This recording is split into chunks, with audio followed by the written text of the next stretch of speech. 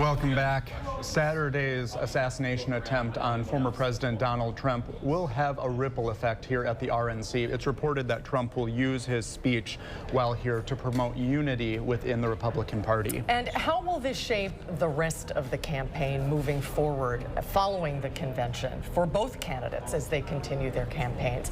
The director of the Marquette Law School poll, Charles Franklin, is joining us remotely. Hello, Charles. Probably a good decision to avoid the traffic and the heat. Good to see you. That's what I hear. Oh, I think we lost Charles. Can you hear me?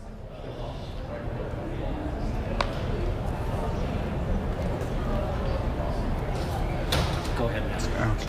Hey, Charles, so everyone's obviously been talking about Trump's VP pick, Senator J.D. Vance, who does have a little bit of recognition, authoring the book Hillbilly Elegy, and he has been in the top 3 as a contender. So what do you make of this pick, and how will this shape the ticket moving forward?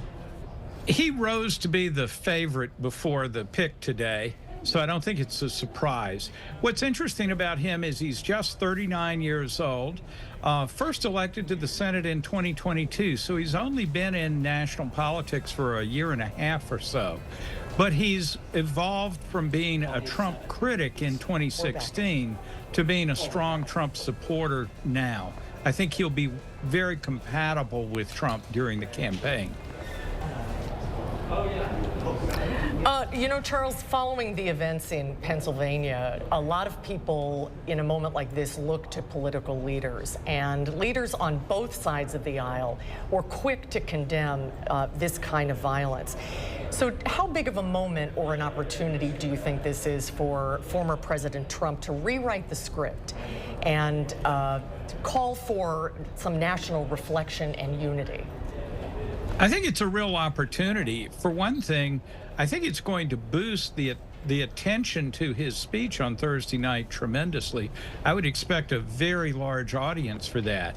So if he wants to reset how he talks about the country and about the election, this will be a great opportunity for him to do that. It also will tell us a little bit about how he plans to use the assassination attempt as part of his campaign. He's often talked about, I stand with you, the voters, and I won't be intimidated, I won't back down. This shooting attempt is certainly an opportunity for him to weave that into his rhetoric as well. So how he does that on Thursday will be worth watching. And for the Democrats, how does this impact the campaign moving forward? We saw President Biden address the nation from the Oval Office to condemn political violence, and he had reached out to former President Trump. So does this change his campaign at all? I think it does limit some of the rhetoric that's been used in criticizing Trump as a threat to democracy. I think the Democratic campaign, the Biden campaign, will have to be very careful about how they frame that in light of the shooting.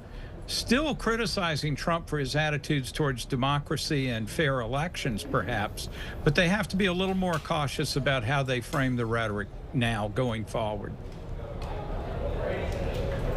Well, Charles, we're glad to have you with us for the next 4 days. You're going to join us each day of the convention to help us dissect what's happening here and the importance of it. We're putting you to work. Charles, thank you so much. Happy to do it. We'll see you tomorrow.